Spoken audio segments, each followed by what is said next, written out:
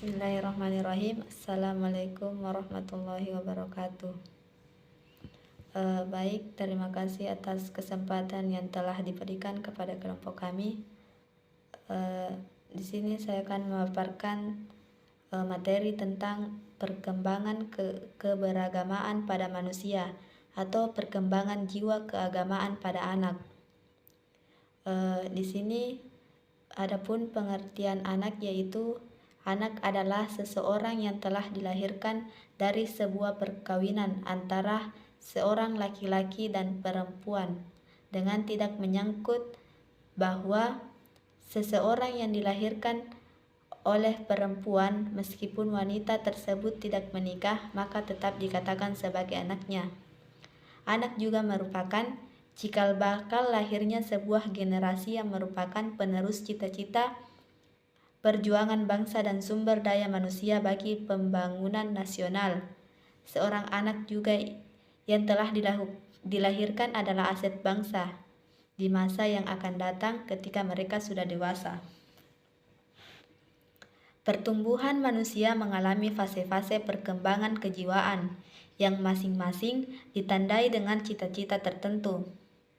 Untuk menentukan kriteria seorang anak ditundukkan atas dasar batasan usia dan juga dapat dilihat dari pertumbuhan dan perkembangan jiwa yang dialaminya.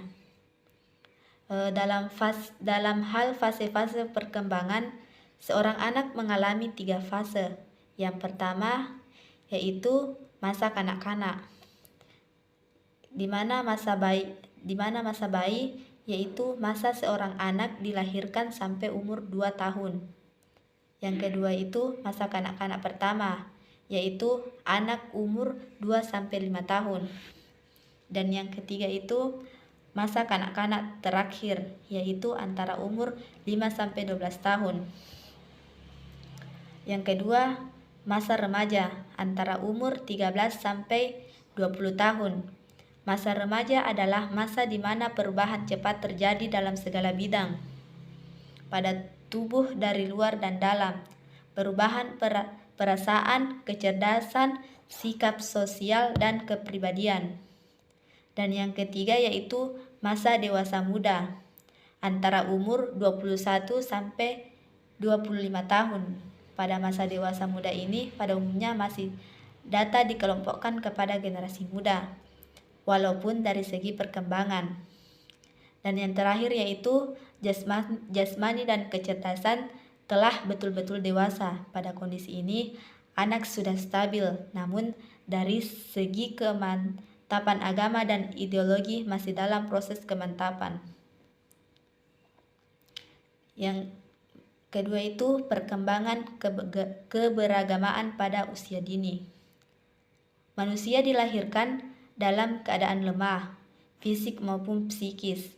Walaupun dalam keadaan yang demikian, ia telah memiliki kemampuan bawaan yang bersifat laten. Potensi bawaan ini memerlukan pengembangan melalui bimbingan dan pemeliharaan yang mantap lebih pada usia dini. Perkembangan jiwa beragama pada anak-anak umumnya adalah perkembangan yang masih awal, tetapi sebenarnya sebelum masa anak-anak, seorang anak telah mendapatkan sebuah pendidikan tentang keagamaan, yaitu dalam kandungan, masa prenatal, dan masa bayi. Menurut beberapa ahli anak, dilahirkan bukanlah sebagai makhluk yang religius. Anak yang baru dilahirkan lebih mirip binatang, dan malahan mereka mengatakan anak adalah seekor kera yang lebih bersifat kemanusiaan daripada bayi manusia itu sendiri. Adapun beberapa teori mengenai pertumbuhan agama pada anak, antara lain yaitu rasa ketergantungan. Teori ini dikemukakan oleh Thomas melalui teori Four Wishes. Menurutnya, manusia dilahirkan ke dunia ini memiliki 4 keinginan, yaitu yang pertama, keinginan untuk perlindungan, dan yang kedua itu keinginan akan pengalaman baru, yang ketiga yaitu keinginan untuk mendapatkan tanggapan, dan yang terakhir yaitu keinginan untuk dikenal. 2. Insting keagamaan. Menurut Woodward, bayi yang dilahirkan sudah memiliki beberapa insting, diantaranya insting keagamaan. Misalnya insting sosial pada anak sebagai potensi bawaannya sebagai makhluk homo socios. Baru akan berfungsi setelah anak dapat bergaul dan berkemampuan untuk berkomunikasi. Adapun proses timbulnya kepercayaan kepada Tuhan dalam diri anak, menurut Zakia Darajat, anak mulai mengenal Tuhan melalui proses yang pertama melalui bahasa, yaitu dari kata-kata orang yang ada dalam lingkungannya yang pada mulanya diterimanya secara acuh tak acuh. Dan yang kedua itu, setelah itu karena melihat orang-orang dewasa menunjukkan rasa kagum dan takut terhadap Tuhan, maka mulailah timbul dalam diri anak rasa sedikit gelisah dan ragu tentang sesuatu yang goib yang tidak dapat dilihatnya itu, atau Tuhan. Yang ketiga yaitu rasa gelisah dan ragu ini mendorong anak untuk ikut membaca dan mengulang kata Tuhan yang diucapkan oleh orang tuanya. Dan yang keempat yaitu dari proses ini, tanpa disadari anak lambat laun atau pemikiran tentang Tuhan masuk menjadi bagian dari kepribadian anak dan menjadi objek pengalaman agamis. Terima kasih atas kesempatannya. Saya berikan kepada pemateri kedua. Materi selanjutnya, materi sifat-sifat keagamaan pada anak. Memahami konsep keagamaan pada anak berarti memahami sifat keagamaan pada diri mereka. Sesuai dengan ciri-ciri yang mereka miliki, maka sifat keagamaan pada anak-anak tumbuh mengikuti pola ideas konsep on authority, yaitu ide keagamaan pada anak hampir sepenuhnya otoritas. Maksudnya faktor keagamaan pada diri mereka dipengaruhi oleh faktor dari luar diri mereka, baik faktor lingkungan maupun orang-orang dewasa di sekitarnya. Ketaatan anak kepada ajaran agama merupakan kebiasaan yang menjadi milik mereka yang mereka pelajari dari orang tua dan guru mereka. Bagi mereka sangat mudah untuk menerima ajaran dari orang dewasa walaupun belum mereka sadari bahwa sepenuhnya itu manfaat ajaran tersebut. Oleh karena itu, bentuk dan sifat agama pada diri anak dapat dibagi atas 6. Yang pertama, unreflective, tidak mendalam. Kebenaran yang diterima anak tidak begitu mendalam sehingga cukup sekedarnya saja dan mereka cukup puas dengan keterangan yang kadang-kadang kurang masuk akal. Meskipun demikian, pada beberapa perkembangan jiwa agama masa anak-anak ada di antara mereka yang memiliki ketajaman pemikiran untuk menimbang pendapat yang mereka terima dari orang lain. Selanjutnya yang kedua, egosentris. Anak memiliki kesadaran akan dirinya sendiri sejak tahun pertama perkembangannya dan akan berkembang sejalan dengan pertambahan pengalamannya. Apabila kesadaran diri pada diri anak itu mulai berkembang, maka akan tumbuh rasa keraguan pada rasa egonya. Semakin tumbuh maka akan semakin meningkat pula rasa egonya. Selanjutnya antromorfis. Antromorfis. Pada umumnya, konsep mengenai ketuhanan pada anak berasal dari hasil pengalamannya dikala ia berhubungan dengan orang lain atau masyarakat. Tapi suatu kenyataan bahwa konsep ketuhanan mereka tampak jelas menggambarkan aspek-aspek kemanusiaan. Mulai konsep ini terbentuk dalam pikiran mereka dan mereka menganggap bahwa keberadaan Tuhan itu sama dengan manusia. Yang selanjutnya yang keempat, verbalis dan ritualis. Dari realitas yang biasa diamati, ternyata kehidupan agama pada anak-anak sebagian besar tumbuh pada awalnya secara verbal atau ucapan. Mereka menghafal secara verbal kalimat-kalimat keagamaan dan selain itu pula dari amalia yang mereka laksanakan berdasarkan pengalaman menurut tuntunan yang diajarkan kepada mereka. Selanjutnya imitatif.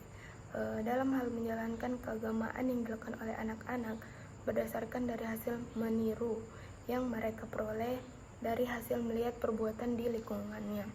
baik berupa pembiasaan ataupun pengajaran yang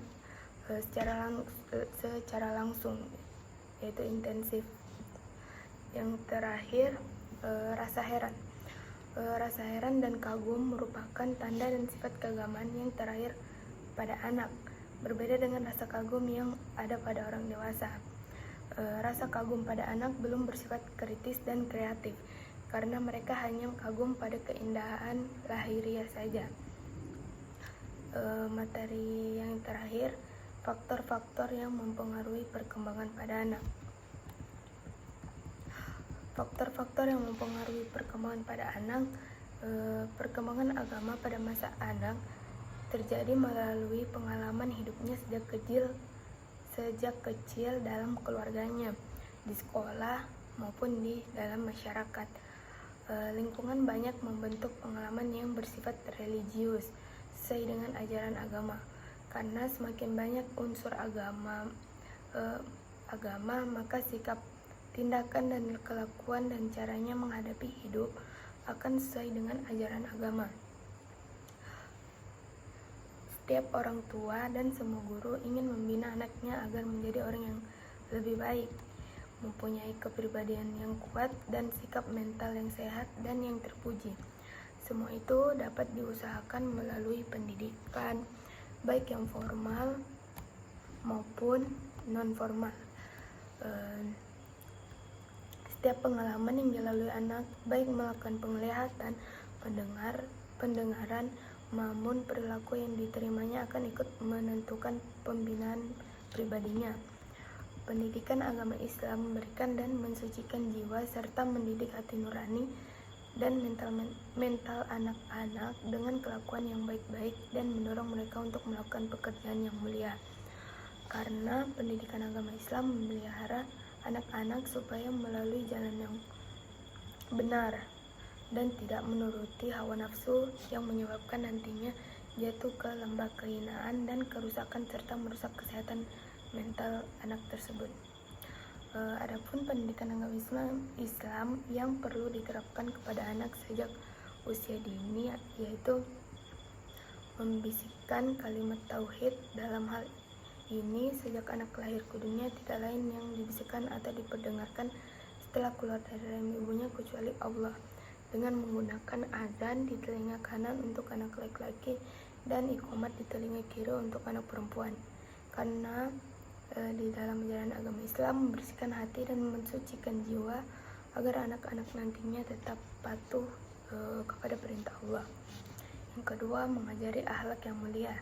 Dengan mengajari anak akhlak yang mulia atau yang terpuji bukan hanya semata untuk mengetahuinya saja, melainkan untuk mempengaruhi jiwa sang anak agar supaya berakhlak dengan akhlak yang terpuji. Yang ketiga, mengislamkannya dan mengkhitankannya. Disebutkan dalam as-sahihain dari hadis Abi Hurairah radhiyallahu an, berkata Rasulullah Shallallahu Alaihi Wasallam bersabda, fitrah itu ada 5.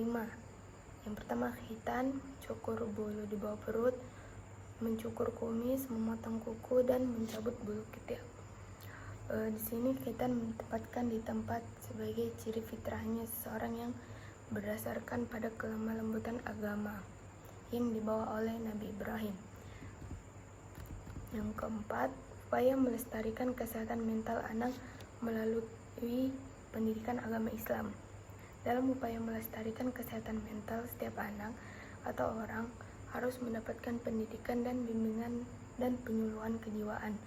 Dengan demikian, mereka membutuhkan sistem persekolahan yang sesuai dengan kepribadian dan perkembangan anak. Masa kanak-kanak merupakan masa yang menentukan pertumbuhan dan perkembangan psikologi dan agama si anak tersebut. Oleh karena itu, pada masa ini orang tua harus ekstra ketat dalam mendidik anaknya. Misalnya, ketika membiasakan anak untuk menggunakan tangan kanan dalam mengambil sesuatu, memberi makan dan minum, menulis, menerima tamu, dan mengajarkannya untuk selalu memulai pekerjaan dengan membaca basmalah serta harus diakhiri dengan membaca hamdalah. Masa kanak-kanak merupakan masa emas dengan kapasitas pendidikan yang dapat dimaksimalkan, sehingga peran orang tua dalam menanamkan segala bentuk ajaran positif sangatlah penting untuk pedoman kehidupan anak tersebut. Baik, sampai di situ saja materi yang kami bisa sampaikan. Terima kasih. Wassalamualaikum warahmatullahi wabarakatuh.